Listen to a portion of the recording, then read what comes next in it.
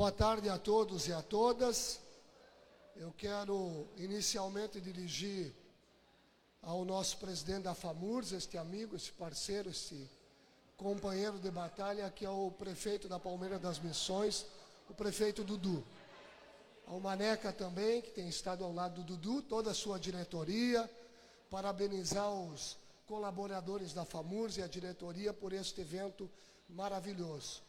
Parabenizar, saudar os prefeitos e prefeitas, vice-prefeitos, vice-prefeitas, vereadores, vereadoras, saudar as lideranças municipalistas do nosso estado. Pedir desculpa ao Dudu por não poder ter estado aqui no dia de ontem e hoje pela manhã. Só poder ter vindo agora à tarde aqui e estar com vocês. Mas eu sei que o evento está sendo maravilhoso, o debate aqui muito proveitoso, e isto é importante para o movimento municipalista gaúcho e brasileiro, a oportunidade para a gente debater o nosso estado, a relação dos municípios com o governo do estado e a relação federativa da União dos Estados e dos municípios. Eu sei que nós estamos aqui no momento, o Dudu me dizia, Harold, daqui a pouquinho vai ficar eu, você aqui e o dono do tambor. O cara fala lá no interior em cima de um tambor, né? Aí fica um sujeitinho lá no final, mas tu é meu amigo, tu ficou até o fim comigo, né? Aí não, eu não sou teu amigo, é que eu preciso de levar o tambor embora. E vocês estão aqui, heróis da resistência, né? Mas não tem nenhum problema, o evento está muito bom e nós precisamos debater algumas coisas. A minha apresentação aqui, os temas são muito abrangentes, então nós vamos ter que ver o tempo que a gente tem e o interesse de vocês por cada assunto. Então eu não vou aprofundar cada tema, olha aqui, piso do magistério, novo Fundeb, ISS, 1% de FPM, aqui a estimativa do FPM para 2020, importante, primeiro duodécimo de fevereiro, os outros dois, depois a gente pode voltar, reforma tributária, reforma da Previdência, royalties do petróleo, licitações, cessão onerosa, PEC 186, 187, PEC 188, a extinção dos municípios, Rio Grande do Sul e Brasília, impacto financeiro, aí a PEC 188, distribuição de royalties da União, reuniões. Eu vou começar por aqui. Eu vou começar lá pelo final para ver se a gente ganha tempo. No dia 23 de janeiro, nós fomos procurados pelo secretário nacional da Receita Federal, o Tostes, a pedido do ministro Paulo Guedes. Para quê? Para que a gente pudesse trabalhar reforma tributária. Esse é um tema extremamente importante e decisivo para o Brasil, né? Então, a reforma tributária ela vai acontecer. Eu não sei de que forma ainda vão trabalhar os impostos, se vão estar todos os impostos inicialmente previstos na reforma tributária para a criação do IVA, que é o PIS/COFINS, o IPI, o ICMS e o ISS. Né? Tinha uma PEC 110 que estava tramitando no Senado e a PEC 45 que está tramitando na Câmara dos Deputados. Por sugestão nossa, ao Rodrigo Maia e ao presidente Davi Alcolumbre, eles criaram uma comissão especial no final do ano passado, uma comissão especial mista para tratar da reforma tributária, com a participação do governo, do Ministério da Economia, que até então não havia participado. Lá no ano passado, divulgaram que iam participar 15 senadores e 15 deputados estaduais. Houve uma briga, está uma discussão muito grande entre os líderes de partido, querendo indicar mais deputados e mais senadores para ganhar espaço na discussão desta matéria que vai ser decisiva para o Brasil. Aí depois passou para 20 deputados e 20 senadores. E ontem passou para 25 deputados e 25 senadores. Parece que agora fecharam e na próxima semana vão instalar a comissão que vai tratar da reforma tributária no Brasil. Nós temos algumas premissas, e estão comigo aqui o doutor Hermani e a doutora Helena, que fazem parte da equipe da CNM, que vem trabalhando já há mais de ano a questão da reforma tributária, porque ela vai mexer na nossa vida, na vida da população brasileira e na vida do gestor municipal. Então, tem algumas premissas que nós não vamos abrir mão. Nós não abrimos mão, por exemplo, de diminuir a nossa participação no bolo tributário. Nós não abrimos mão de forma nenhuma, muito pelo contrário. Nós temos que aumentar a nossa participação neste bolo tributário, né? E agora, na reunião no Fórum dos Governadores, Helena e Hermani, surgiu uma novidade. Aquela discussão que vocês acompanharam, de zerar o ICMS do combustível, foi uma discussão muito forte. Isso jogou uma batata quente no colo dos governadores. Então, no Fórum dos Governadores, na terça-feira agora, onde a CNM tem um assento, e nós estávamos lá, foi chamado o ministro Paulo Guedes para debater este assunto do ICMS dos combustíveis. E nesse momento houve um espaço para a gente tratar de reforma tributária, né? Nós apresentamos 9 emendas na PEC 45 e 10 emendas na PEC 110, né?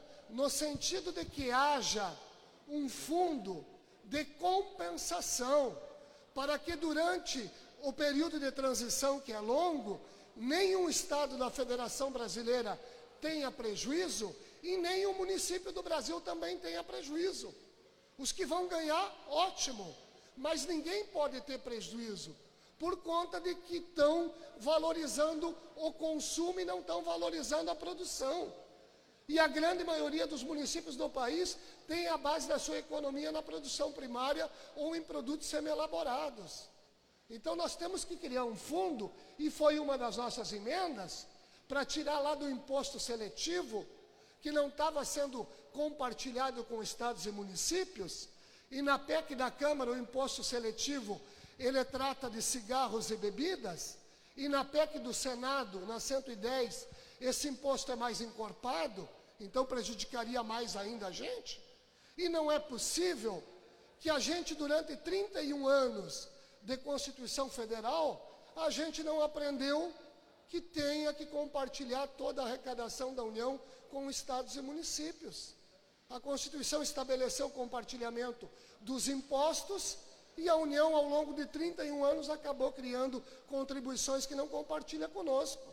Então, vai chegar um presidente daqui a pouco que vai, né, aumentar a taxação dos impostos, visto que ele chama de imposto seletivo, até diminuindo a outra carga tributária, aumentando o imposto daquilo que não compartilha conosco e diminuindo daquilo que é compartilhado com estados e municípios. Então, são premissas que nós não vamos abrir mão, né?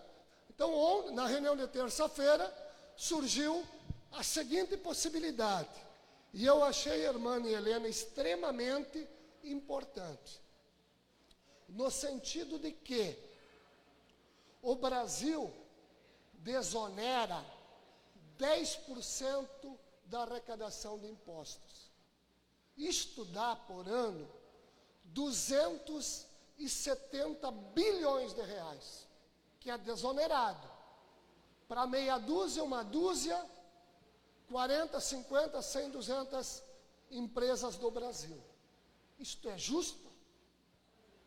Desonerar para uma parcela e cobrar integralmente da grande maioria dos que pagam impostos? Não é justo. Então, a ideia é a seguinte, é acabar com a desoneração, que é de 10%, é pegar 3% desses 10% e criar um fundo de compensação para possíveis perdas, pegar outros 3% para criar projetos de desenvolvimento regional, baseado na característica de cada região do Brasil, e 4% desonerada a carga tributária para todos. A proposta me parece extremamente interessante. Então, nós vamos, ao mesmo tempo em que fazer uma distribuição justa de impostos, nós vamos, já no começo da proposta, diminuir a carga tributária nacional. E a partir daí, começa a se criar um clima positivo, para que o investidor interno possa investir mais e o investidor externo venha investir no Brasil, vai aumentar o produto interno bruto e vai aumentar a arrecadação da União, dos estados e dos municípios, e a partir deste resultado todo mundo começa a ganhar. Não dá para continuar com essa legislação tributária. O Código Tributário Brasileiro tem 48 mil páginas. O Código Tributário Brasileiro tem 48 mil páginas. Então, se você pegar uma empresa chinesa, japonesa, de qualquer parte do Brasil que queira vir investir no Brasil, ele vem aqui, se depara com essa legislação e se depara com a insegurança jurídica e foge daqui. Não investe no Brasil. Vai investir em qualquer outra parte do país, do mundo, menos no Brasil. E nós estamos perdendo muito com isso. E deixamos de gerar aquilo que, no meu entendimento, é o principal objetivo da reforma tributária: a geração de emprego e renda.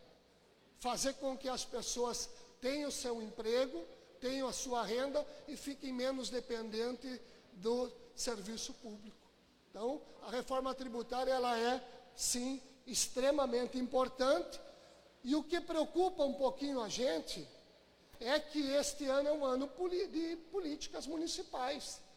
Nós vamos estar daqui a pouquinho começando a tratar da reeleição ou do nome do candidato que nós vamos indicar nas eleições municipais. E o Congresso Nacional vai estar bombando nas reformas, que vão ser decisivas para os próximos anos. Então, esse cuidado nós precisamos ter e estamos tendo. Aí, depois, no dia 29 de janeiro, nós fizemos uma reunião no Ministério da Economia, tratando lá do quê? Da extinção dos municípios brasileiros, que possuem população abaixo de 5 mil habitantes. Abre aqui para mim. Abre aqui para mim, Mário. Faz favor. População abaixo de 5 mil habitantes e o que eles chamam equivocadamente de 10% de receita própria. Então, nós fizemos um estudo e nesse dia aí, obrigado, Dudu, nós entregamos ao Ministério da Economia.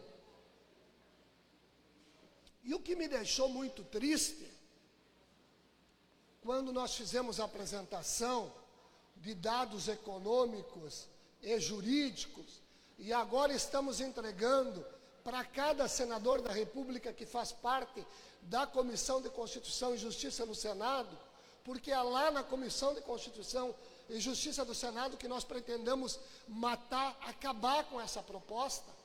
E aqui a FAMURS tem feito um trabalho extraordinário.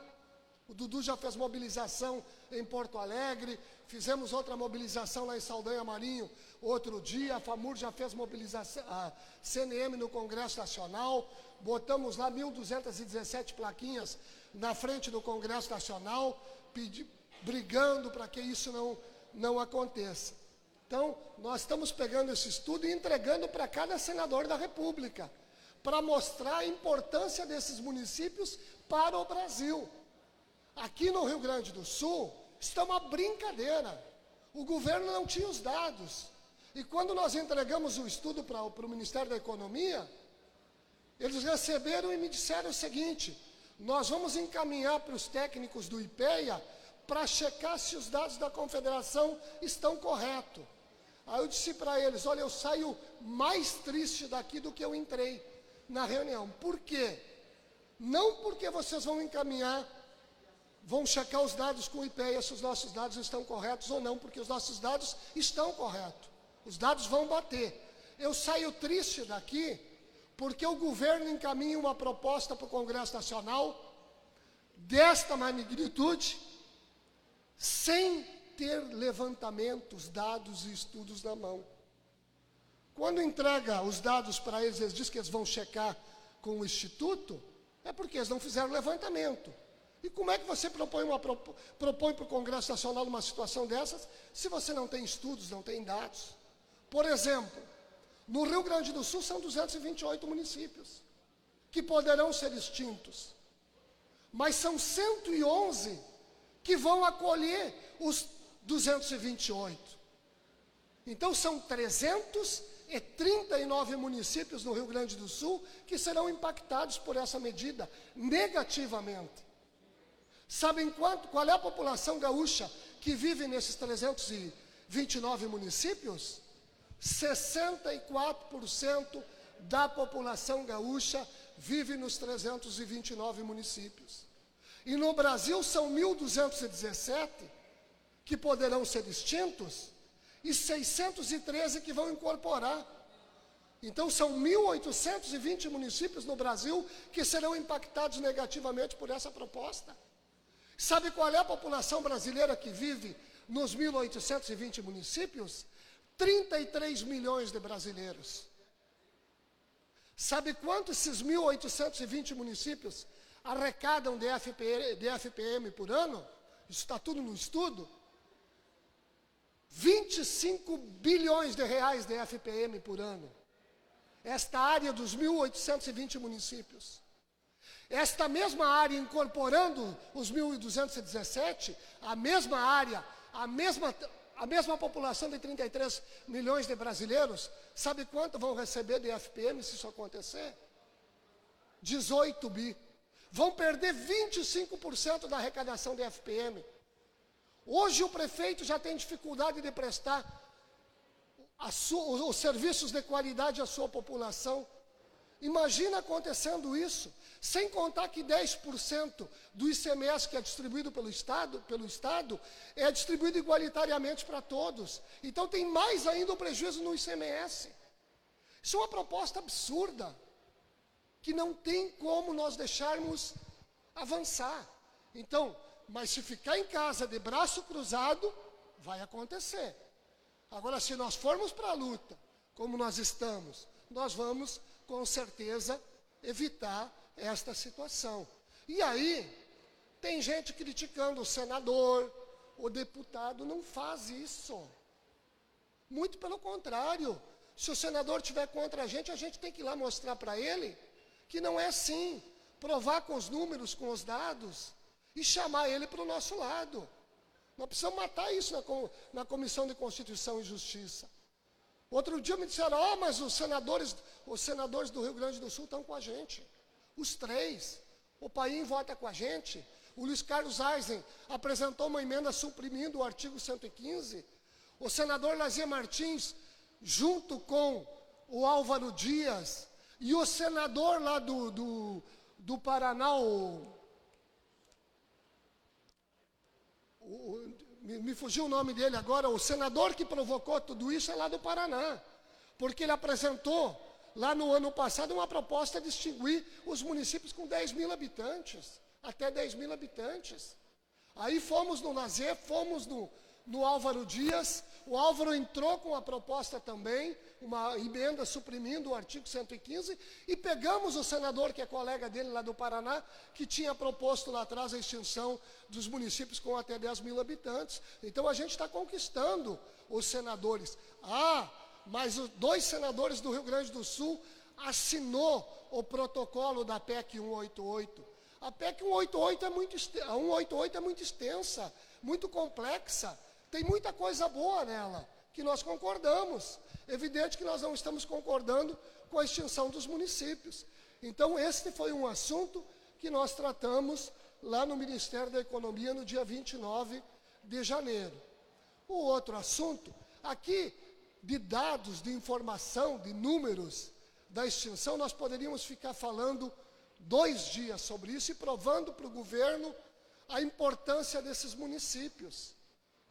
Tem município no Rio Grande do Sul com 3.000 habitantes que produz 5 milhões de sacas de soja por ano, que produz 5 milhões de litros de leite, que tem no pasto, em média, 50 mil cabeças de gado, e essa produção é colhida e exportada para fora do Brasil, e ela ajuda significativamente no equilíbrio da balança comercial brasileira.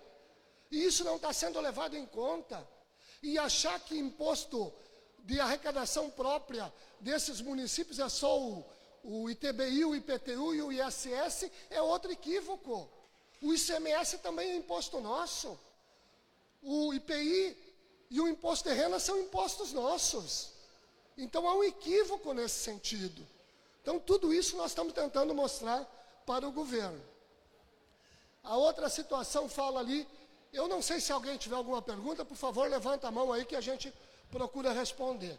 Fiquem bem à vontade. Outra situação que nós levamos, e eu fui abordado agora na chegada sobre esse assunto, é o limite de operações de crédito. Nós temos 800 municípios no Brasil que estão com os projetos aprovados, né? E o governo precisa liberar o recurso através de uma votação do Conselho Monetário Nacional. Um valor que nós precisamos para atender esses 800 municípios é um valor de 3 bilhões e 200 milhões de reais. Então, eles estão prometendo para nós que no dia 20 agora de fevereiro, vai reunir o Conselho Monetário Nacional para tomar esta decisão. O que nós temos dito para o Dr. Paulo Guedes? É um recurso que o município pega e vai licitar uma obra. Vai haver obras no Brasil. Em havendo obras, vai haver emprego e renda. Vai mexer na economia do Brasil. Então, esses municípios estão com a operação aprovada e nós precisamos fazer com que o Conselho Monetário vote o mais rápido possível, porque daqui a pouco começa o período eleitoral. Então, essa situação, ela só aconteceu, e eu não tenho nenhum problema de dizer aqui, porque a Caixa Econômica Federal não foi legal com a gente. Ela foi, no mínimo, irresponsável, porque tinha 12 bilhões de reais de recursos com garantia do governo e 12 bilhões de reais de recursos com garantia do FPM.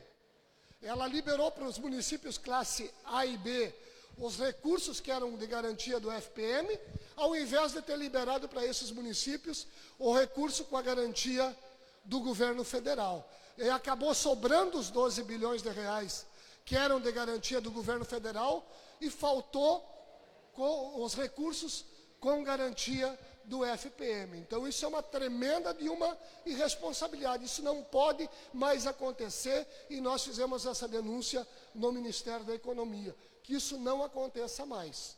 Não vale. Prejudicou tanto os municípios classe C e D, quanto os municípios classe A e B. Tanto é que tem prefeito que pegou dinheiro com a garantia do FPM e está sendo apontado pelo Tribunal de Contas dos Estados porque é que não pegou o dinheiro com a garantia do governo federal, que era onde ele deveria ter buscado o recurso. Mas foi culpa do prefeito? Não. Foi culpa da Caixa Econômica Federal que ofereceu naquela modalidade para o prefeito classificado na gestão fiscal como A e B. Então é outra situação que nós estamos atentos, trabalhamos o final do ano muito forte sobre isso, e agora voltamos a discutir com o Ministério da Economia, e eu espero que nós possamos resolver isso esse mês, porque senão vai vencer o prazo de autorização para a contratação dessas operações. Novo leilão do petróleo. Vocês sabem que no final do ano passado foi leiloado 4 poços e gerou aquela questão da cessão onerosa, em que a gente recebeu aí 5 bilhões e 300 no final do ano. Mas que era para ter dado de 10 a 11. Por quê? Porque o leilão era de 4 poços, eles conseguiram leiloar o maior e o menor. Os 2 intermediários não houve lance, né? Então o governo agora está dizendo que ele não vai leiloar este ano. Né? É o que o governo está dizendo, porque tem que mudar os critérios. Não tem nenhum problema de mudar os critérios do leilão. O que não pode é mudar os critérios de distribuição. Ponto. E tem que leiloar. Por conta de quê? Veja que ali, ó, abaixo do piso do magistério, tem um apoio financeiro aos municípios que eu já protocolei lá no Ministério da Economia nesse dia. Por quê? Este é um ano importante. Encerra o mandato. Nós precisamos de um recurso extraordinário, pelo menos para amenizar um pouquinho a dificuldade de encerramento de mandato. Ou faz o leilão dos postos ou nos dê um apoio financeiro. Que apoio financeiro tem que deixar bem claro para a imprensa nacional que não é nem um favor que o governo faz para nós. Ele apenas devolve um pouquinho dos 80 bilhões de reais que os municípios colocam por ano para atender e executar os programas federais dos municípios. 80 bilhões de reais por ano. Nós botamos de contrapartida em programas do governo federal. Dinheiro do nosso caixa. É por isso que nós estamos numa situação quase que permanentemente complicada financeira. Então, não sai o leilão, precisa de um apoio financeiro. Tá? Então, esta é a briga que nós vamos ter aqui para buscar um dinheiro extraordinário para que a gente possa encerrar os nossos mandatos com um pouquinho mais de tranquilidade. Sem contar que houve queda de arrecadação da FPM, 8% no mês de janeiro. Né? Agora, no primeiro decêndio de fevereiro, houve um acréscimo de 21%. Deixa eu ver se eu localizo aqui. Houve um acréscimo de 21%, mas vai ter uma queda no dia 20 e no dia 29 também. Vamos ver se a gente localiza aqui. Aqui, ó. Olha aqui, fevereiro, ó. O primeiro decêndio deu 21% de crescimento. O dia 20 vai dar 17%, menor que o ano passado. E o terceiro, lá no dia 29, vai dar 6,9% menor. E o mês de janeiro já foi de 8% a 9%, quase 9% menor que janeiro do ano passado. Então, o janeiro do ano passado e o fevereiro do ano passado, com relação a este ano, vai dar 0 a 0. Nós não vamos ter acréscimo nenhum. Claro que no decorrer do ano tem uma previsão de aumento de 6%, me parece que é o aumento. Acho que eu passei ali. Olha ali, ó. A previsão do ano todo é um aumento de 6%, valor nominal no FPM. Mas claro que a gente tem que descontar no mínimo a previsão da inflação, que é de 4%. Então vai ter um crescimento real, o FPM neste ano, de apenas 2%. Isso também preocupa a gente. E mais os 12,84 de aumento no piso nacional do magistério. Prefeito nenhum e prefeita nenhuma nesse Brasil, e muito menos aqui no Rio Grande do Sul, todos compreendem que a educação precisa ser valorizada. Ninguém é louco de não compreender isso. E o salário do professor é valorização da educação. Agora, quem consegue dar 12,84% de aumento numa situação fiscal momentânea que vive o Brasil? Quem deu 12,84%? Na pública e na privada. Aonde foi dado? E precisa compreender de que o fundo aqui no Rio Grande do Sul é formado pelo dinheiro do orçamento do Estado e pelo orçamento do município. A União, o presidente está equivocado quando ele se manifestou, se vangloriou dizendo que estaria dando 12,84 para os professores e que a União ajuda os estados e municípios a bancar. Isso daí não é verdade. Aqui no Rio Grande do Sul não ajudou nunca com nada. Aqui quem banca são os municípios e o estado do Rio Grande do Sul. Aliás, na grande maioria dos estados são os estados. O Sul, o Sudeste, o Centro-Oeste nunca receberam nada. Nesse momento, são 7 estados do Nordeste e 2 do Norte que recebem apenas 10% de complementação. O fundo tem um valor de 145 bi, ele é um dos maiores fundos desse Brasil. A União entra com 14, 130 bi somos nós, estados e municípios. Então não vale alguém determinar o reajuste para outro alguém pagar, sem que diga de onde vai sair o valor necessário para fazer frente a essa responsabilidade. E aí joga no ombro do prefeito. Eu nem falo do governo do estado, porque o estado do Rio Grande do Sul usa 120% do valor do fundo para pagar os professores e não paga. E nós, municípios, que deveríamos estar gastando 60% do valor do fundo para com o salário dos professores, já chegamos à média de 82% no Brasil. E vamos daqui a pouquinho estar em 100%. Por quê? Porque o salário dos professores o piso nacional de 2009 para cá, até 2020, cresceu 203%. E o fundo só 130%. E o INPC 61%. E o salário mínimo 132%. A conta não fecha. Então, essa situação do piso nacional dos professores precisa ser melhor discutida. E qual é o momento de discutir? O momento de discutir é lá no Fundeb, que vai encerrar no final deste ano. E escuta o que eu vou dizer. Eu tenho trabalhado muito, uma equipe nossa tem trabalhado, a professora Marisa, a doutora Helena acompanha, parte jurídica. Nós temos trabalhado uma proposta da Confederação de um novo Fundeb, de um Fundeb permanente, e estamos discutindo com a deputada Dorinha, que alguém falou aqui sobre a proposta dela, que é uma proposta interessante em vários aspectos. Com um outro detalhe que é normal, que a gente não concorda. Mas numa reunião que vai aparecer ali na frente, com o presidente Rodrigo Maia, na quarta-feira na terça-feira de tarde,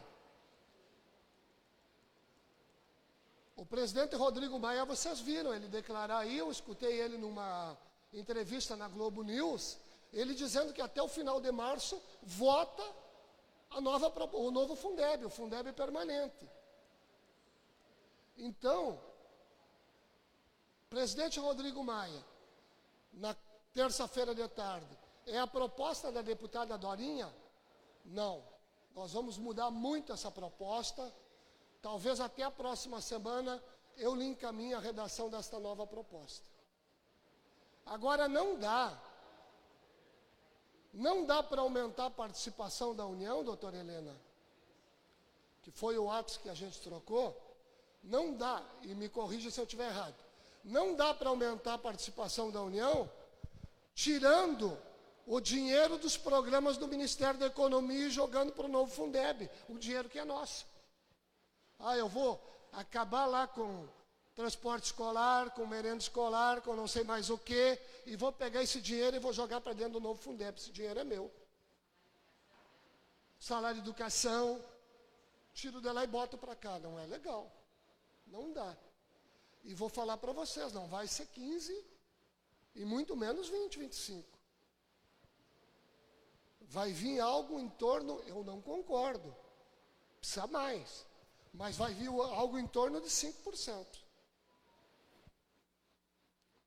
Então isso precisa ser discutido, então tem que ficar atento agora, estamos atentos à proposta da Dorinha, mas estamos muito atentos à proposta que vai ser apresentada nos próximos dias. Aí a equipe já está de prontidão, apresentada a proposta, nós vamos correr para analisar, começar a trabalhar as emendas que com certeza nós vamos fazer. Agora tem uma coisa positiva aqui. Gostem ou não gostem do presidente Rodrigo Maia. O presidente Rodrigo Maia tem sido um cara parceiro. Não dá para negar isso. E tem enfrentado muitas coisas, senão nós não estaríamos onde estamos. Nós estaríamos muito pior. Eu não preciso estar fazendo aqui propaganda de ninguém. Até porque ele é de um partido, a gente é de outro, a nossa relação é somente de trabalho, não tem outra, então não tenho nenhum problema em dizer isso. Né? Olha aqui, ó, voltando no assunto dos municípios, ó, os municípios pequenos do Rio Grande do Sul. Olha ali, ó, 228 mais 111, os 339. Sabe qual é o prejuízo que os municípios, esses 339 municípios vão ter de FPM no Rio Grande do Sul? 1.720 bilhões por ano. Dá para extinguir municípios? Tem como? Acho que não está mais funcionando. Ah, está funcionando.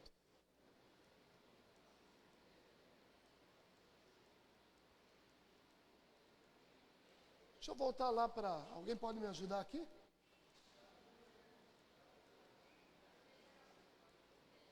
Oi? Para cá. Aqui o que é que nós já falamos aí? Piso do magistério, apoio financeiro, queda, aumento do prazo para adequação das alíquotas, né? Quando aprovou a reforma da Previdência, imediatamente nós teríamos que ter mandado para a Câmara Municipal de Vereadores o aumento das alíquotas, né? E aquela questão que agora é o orçamento do município que vai assumir as licenças, o pagamento dos benefícios. Então tem que fazer uma alteração aí na legislação. Como é que tu vai aumentar a alíquota neste ano eleitoral? Tem alguma possibilidade de em alguma Câmara Municipal desse Brasil aprovar essa proposta? Aí o governo nos deu um prazo até o dia 31 de julho. Nós protocolamos lá nesse dia um pedido de prazo até 30 de junho do ano que vem. O ano que vem é o primeiro ano do mandato dos futuros prefeitos e a gente vai conseguir encaminhar para a Câmara e o vereador vai ter uma tranquilidade maior para poder aprovar isso. E o limite de gasto com o pessoal. O que é isto? O governo está querendo colocar no cálculo de gasto com o pessoal os serviços contratados por OS, pelas organizações sociais. E nós temos muitos municípios no Brasil que contratam. 79% dos prefeitos que contratam disseram que se isso acontecer, eles vão suspender os serviços. Quem vai perder com isso? A população brasileira. Porque nós já estamos no limite de gasto com o pessoal, por conta dos programas federais. Programa você faz com pessoas. Então, tu tem que contratar pessoas. Agora, botar os serviços contratados às organizações sociais no limite de gasto com o pessoal, não dá. Nenhum município mais vai cumprir este limite. Então, é um pedido que nós fizemos lá no Ministério da Economia também. Deixa eu ver o que mais tem aqui. 5 de fevereiro. Secretaria de Governo, tratamos de todos esses assuntos também, só que lá nós aumentamos para a Defesa Civil, tratamos Defesa Civil, as calamidades, o decreto de encontro de contas, o FEX e a Lei Candir. O restante eu acho que foi também os assuntos que nós tratamos no Ministério da Economia. Aqui a reunião do Conselho Político, que aconteceu nessa terça-feira, o Dudu não estava lá, mas estava o Maneco estava lá conosco, representando a FAMURS, e depois a gente foi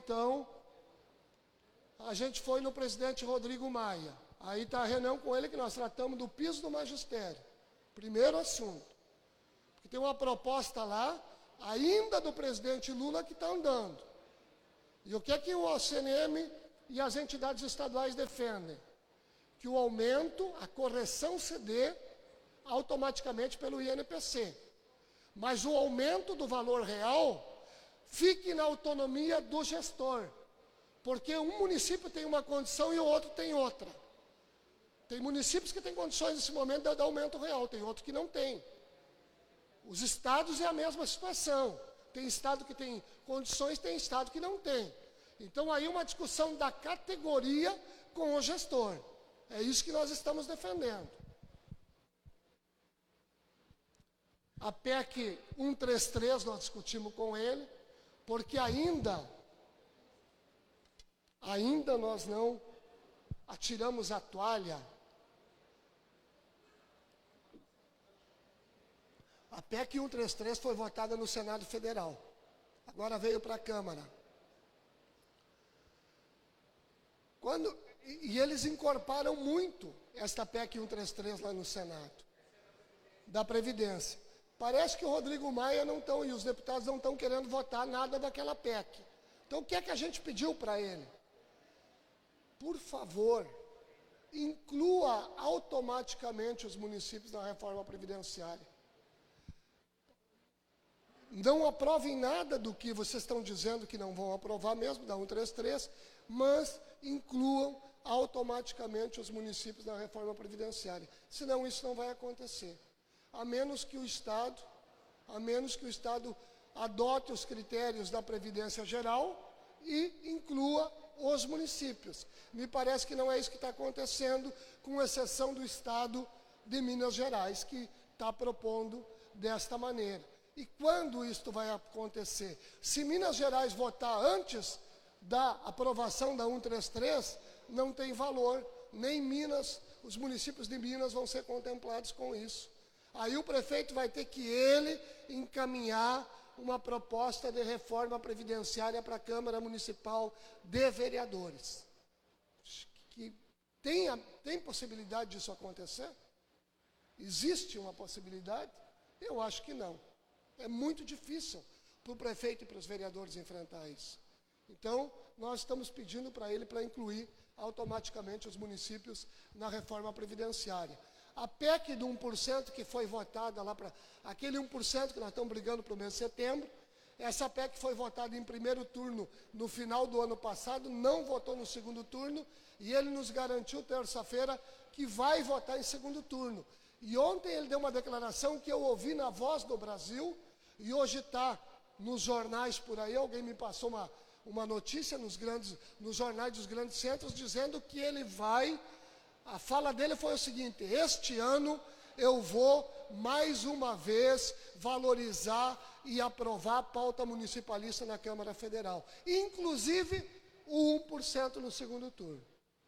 Então, nós esperamos que isso efetivamente aconteça. Não, esse 1% é 25, 25, meio e 1%. 1% a partir do quarto ano. Não, 25 o ano que vem. Quando nós estávamos votando essa PEC 391 do 1%, o presidente Rodrigo Maia recebeu um WhatsApp do ministro Paulo Guedes, pedindo para não votar o segundo turno, que o Estado não tinha no orçamento aprovado, né, espaço para aumentar a FPM nesse ano de 2020. E que, na mesma mensagem, ele dizia, e que os prefeitos vão ter em 2020 mais 4, 5 bilhões de reais por conta do leilão dos outros 2 postos. Aí o Rodrigo Maia, nessa noite, me mostrou essa mensagem. O que é que eu fui falar com ele? Doutor, não vai ter o FPM desse ano por conta daquela mensagem. Lembra? Só que agora não estão querendo fazer o leilão desses 2 postos. Então, pedi para o Rodrigo Maia, junto com os presidentes das entidades estaduais, que estavam comigo, estavam 14 ou 15 lá, para que ele nos ajude a falar com o ministro Paulo Guedes, para que faça o leilão desses 2 postos também, pressione o governo a fazer esse leilão. Tratamos com ele de reforma tributária, o novo Fundeb, que é a proposta que ele está assumindo, e é evidente que ele vai discutir com a Dorinha, mas vai haver, com certeza, modificações, nós precisamos estar atentos a isso, né? O limite de gasto do pessoal, porque passa lá pela Câmara dos Deputados, aquela situação das organizações sociais, para que isso não ocorra. A derrubada do veto de contratação de advogados e contadores, que o presidente vetou essa situação, só por concurso público. Isso não é possível continuar acontecendo, somente por concurso público, não dá. Os municípios pequenos, eles têm um assessor jurídico. Imagine concurso, o cara é inimigo do prefeito. Tem casos que o presidente do partido opositor é o assessor jurídico da prefeitura concursado e o prefeito é o inimigo número 1 dele. Como é que você trabalha com assessor jurídico? Me perdoe, qual a confiança que tu vai ter? Dá para ser assim? Aí entenderam que isso era uma proposta da Ordem dos Advogados do Brasil. Aí tinha um probleminha da Ordem com o presidente Bolsonaro, aí veta o negócio. Não é isso. Isso é uma proposta da Confederação Nacional de Municípios. Então, nós estamos pedindo agora para o Davi e para o Maia para derrubar isso daí. E, evidentemente, que FEX e Lei Candir, que nós precisamos cobrar o ministro Paulo Guedes. Não é possível. Vocês lembram, 70% vai lá para a ponta. Tem que estar lá na ponta. O que é isso? É o fundo do petróleo, o fundo social, que tem que votar o mais rápido possível. Seria 30% no primeiro ano, o que daria 10 bilhões de reais para nós. 5% ao ano, em 8 anos, chegando a 70% do valor. Precisa votar isso o mais rápido possível. E aí sim a gente esquece as ações do FEX e da Lei Candir. Não tem nenhum problema. Mas não está pagando, não pagou FEX de 2018, não pagou FEX e Lei Candir 2019 e não bota o projeto para votar. E a gente não está recebendo nem FEX nem Lei Candir e não está recebendo nem fundo social. Ninguém é bobo, ninguém é trouxa, para com isso. Daqui a pouco não, a gente também tem sangue, o sangue ferve, não dá para aguentar tudo isso daí. Vai levar nós no bico até quando? Esse discursinho de mais Brasil, menos Brasília. Que história é essa? Bota o discurso em prática. O mais Brasil, mais Brasília não tem nada contra Brasília. É mais orçamento aqui embaixo na gestão local e menos orçamento lá no governo central. Mais Brasília, mais Brasil, menos Brasília diz isso. É botar mais orçamento lá na ponta e menos orçamento concentrado aqui no governo federal. Está na hora de sair do discurso e ir para a prática, para a execução. E a reforma tributária é a primeira grande oportunidade para que isso possa efetivamente acontecer. Então tem que aumentar a nossa participação no bolo tributário.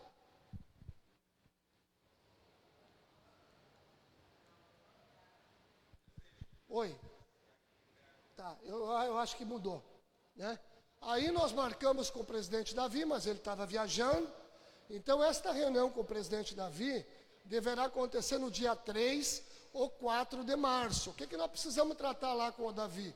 A extinção dos municípios, que está lá no Senado, a lei das entidades, que é uma lei que a doutora Helena, doutor Hermânio, Calhendo, o nosso grupo todo, eu acho que o João Pedro também, trabalharam, que é uma lei para as entidades micro-regionais de municípios, estaduais e a Confederação Nacional, para nos dar segurança jurídica.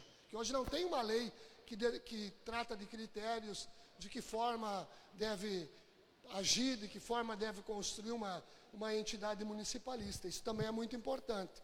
O Pacto Federativo, que é a PEC 186, a 187 e a 188, a 186 trata da questão fiscal, a 187 trata da extinção dos fundos.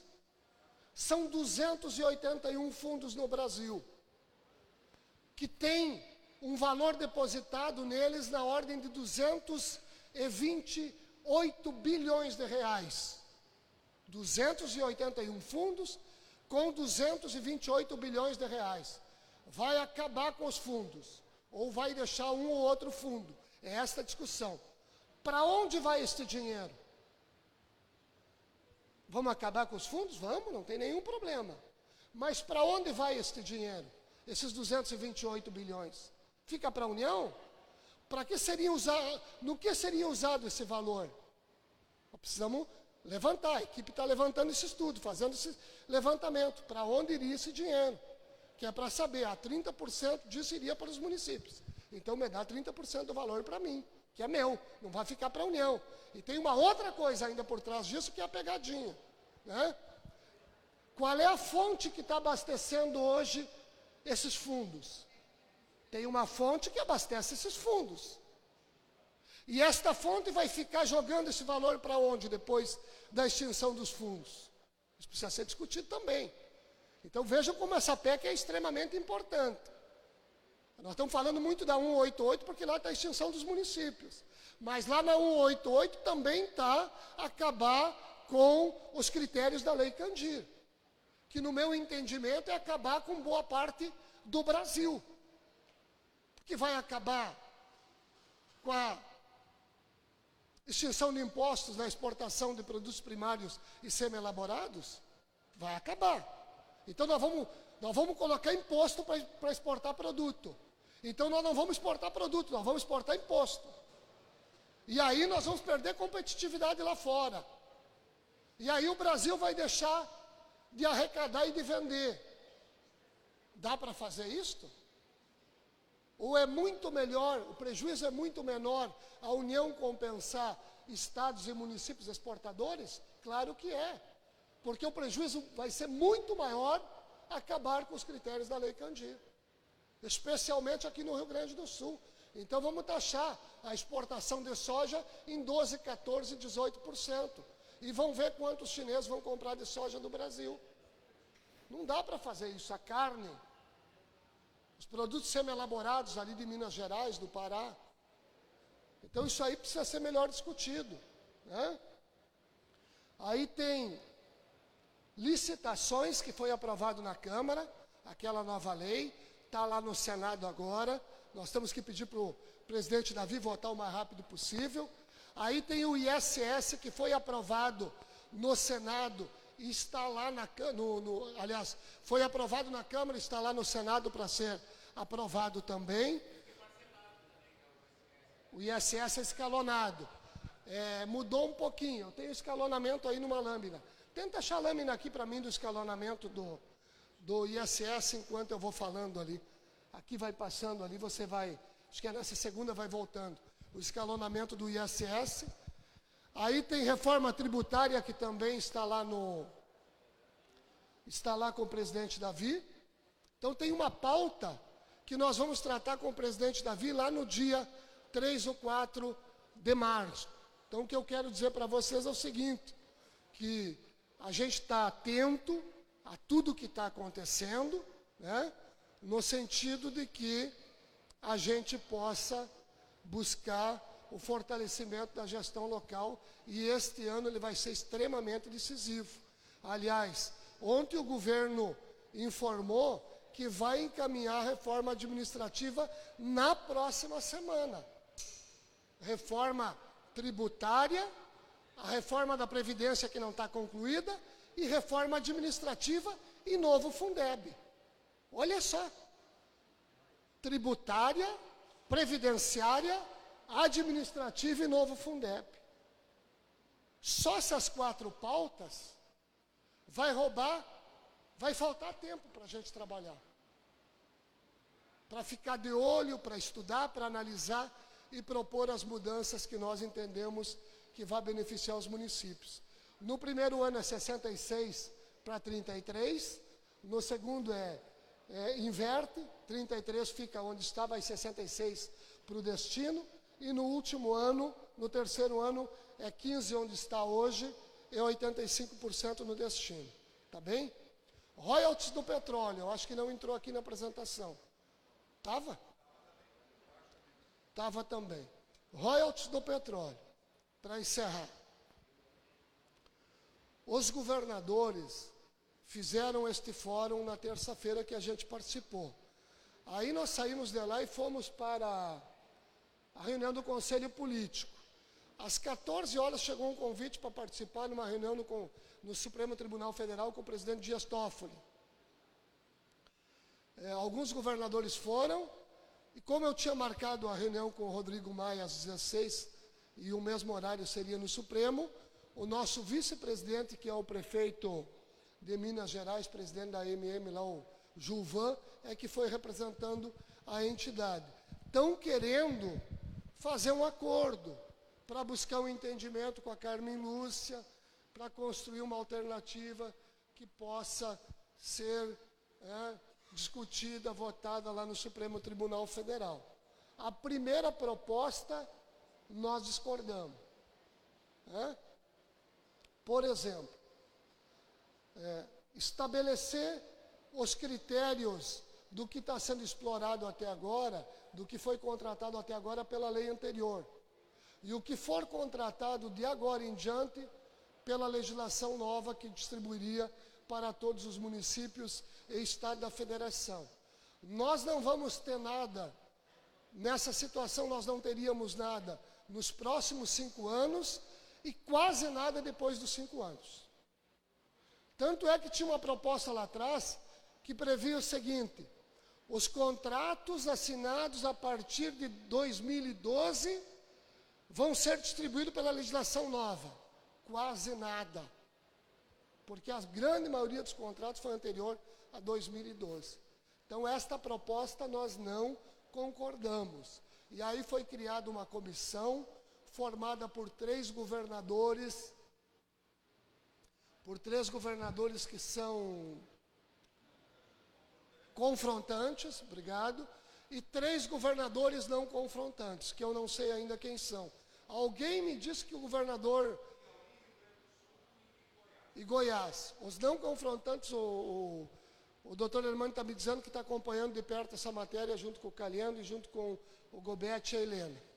A Helena não é a vice-prefeita, é a doutora Helena, a advogada aqui, não é a vice-prefeita querida lá de Santa Cruz, mas ela também pode acompanhar. Não.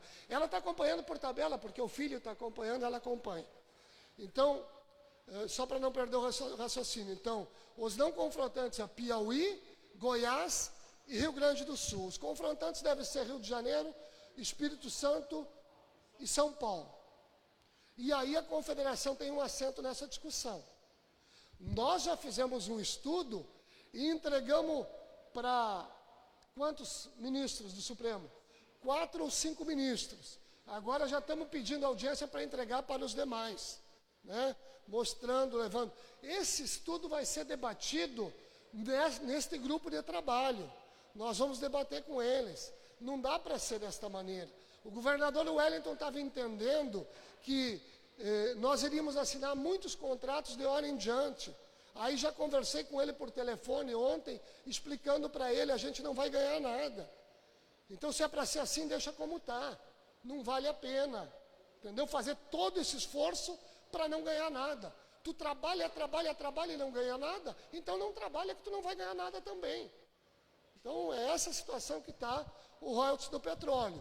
O ISS está pautado para o dia 19 de abril. 15 de abril. Aquela liminar que foi concedida do ISS está pautada para o dia 15 de abril. E a liminar do royalties está pautada para que dia?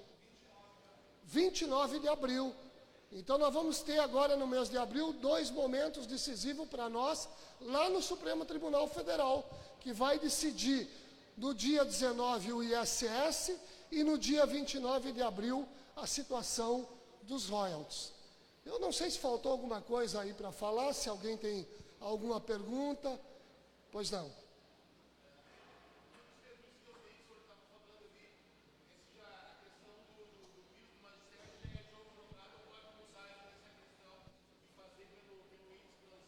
Para este ano?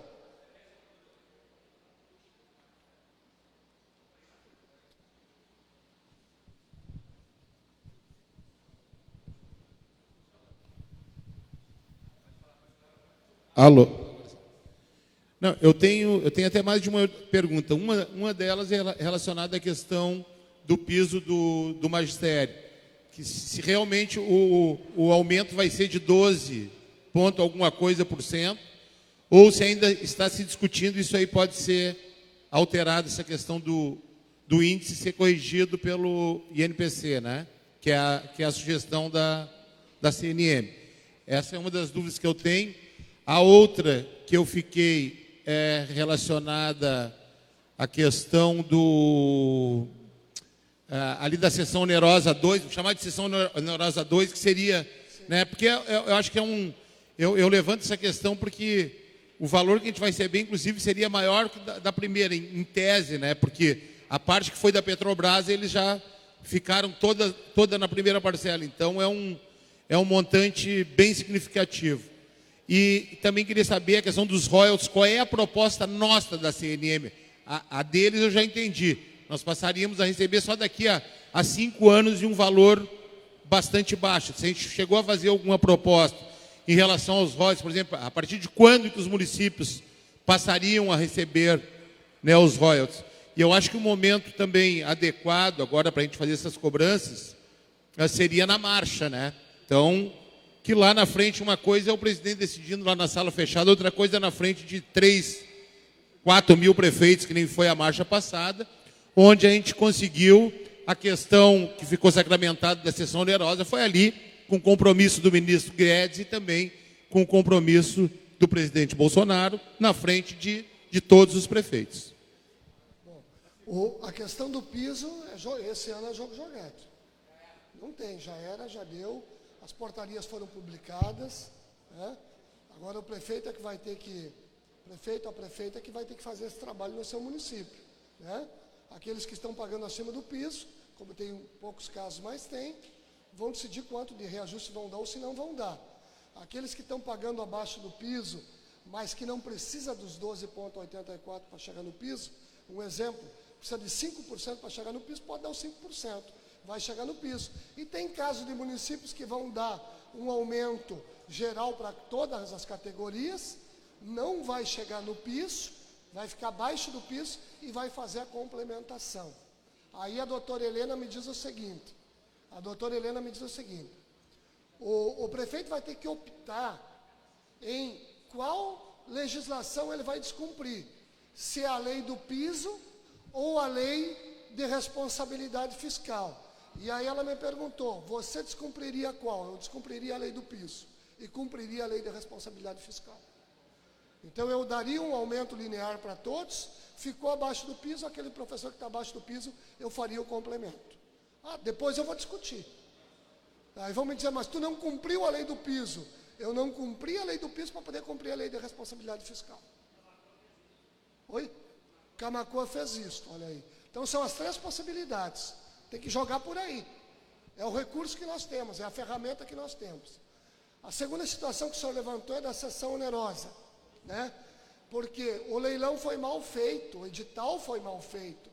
Se tivesse leiloado um poço só, teria que pagar os 34 bi para a Petrobras.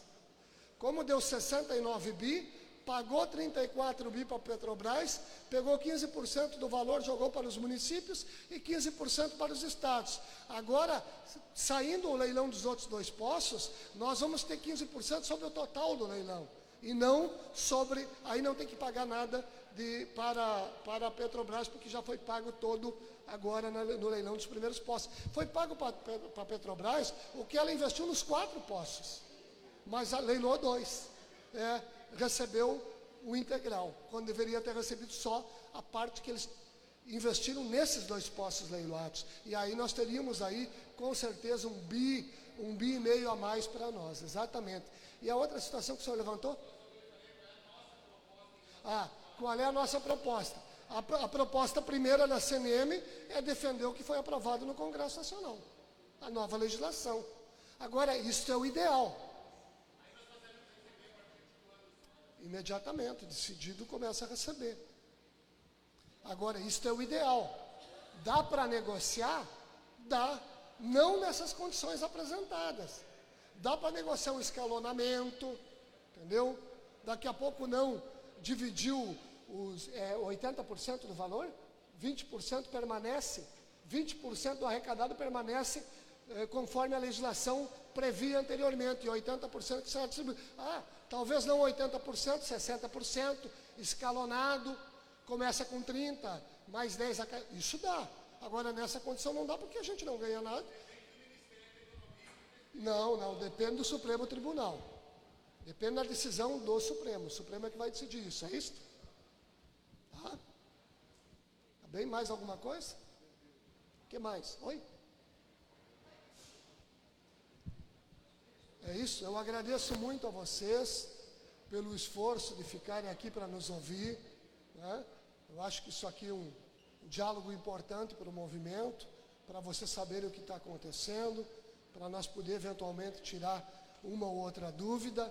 Então eu quero agradecer, eu entendo que hoje é sexta-feira, muitos moram longe, já voltaram para suas cidades, mas os prefeitos têm sido parceiros do movimento municipalista brasileiro.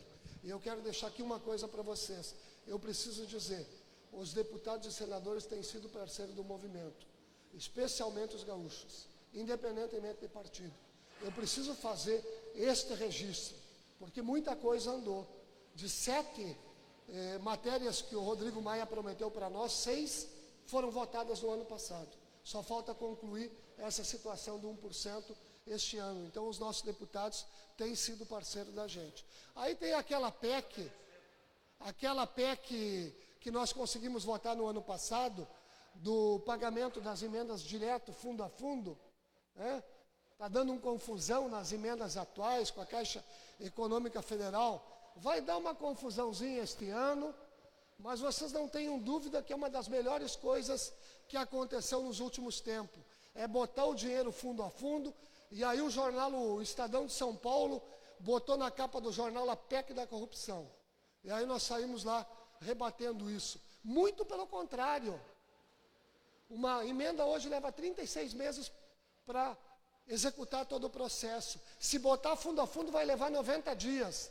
E a população vai poder acompanhar, vai dar transparência, porque vai saber o dia que o dinheiro saiu de Brasília e a hora que chegou em Saldanha Marinho, em Santa Bárbara, em Carazinho, em qualquer município do Brasil, em Fazenda Vila Nova. E a população vai acompanhar. Saiu neste exato momento e chegou ali na prefeitura. Eu vou lá ver o que é que está sendo feito com esse dinheiro. Vai abrir licitação, é para construir um ginásio, é para construir uma ponte. Quando é que isso vai acontecer? Ao contrário, vai dar transparência. E aí a pergunta é o seguinte: da forma que estava, não deu desvio nenhum ao longo desses anos? Não deu sacanagem nenhuma? Claro que deu. Oi?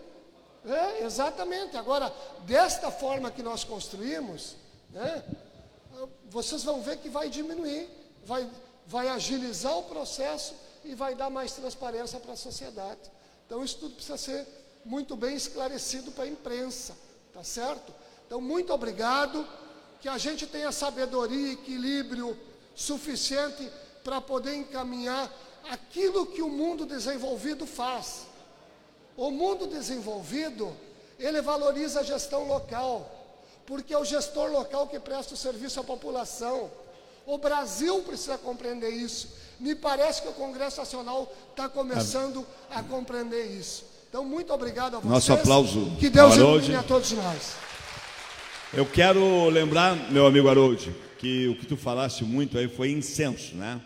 O censo, ele é realmente, nós teríamos uma palestra com o Luiz Eduardo Puchalski, mas eu quero fazer um agradecimento especial ao pessoal do IBGE, que diz que a importância dos prefeitos, devido a pouca gente no plenário, eu acho que está certo, em acordo com o Dudu Freire, de uma próxima oportunidade. Eu quero um aplauso para o pessoal que está aqui, toda a equipe do IBGE está conosco aqui, o Renato e com toda a sua equipe, e ao mesmo tempo, dizer... Aqui, pode vir aqui no meu. A gente firmou um convênio com o IBGE, e tem todo um passo a passo que está no site da Confederação. Inclusive, nós escolhemos 5 municípios para testar o programa, um de cada região do Brasil, numa parceria do IBGE com a Confederação. Então, lá no nosso site, está todo o passo a passo que a gente construiu junto. Então, eu agradeço a parceria com o IBGE. Oi?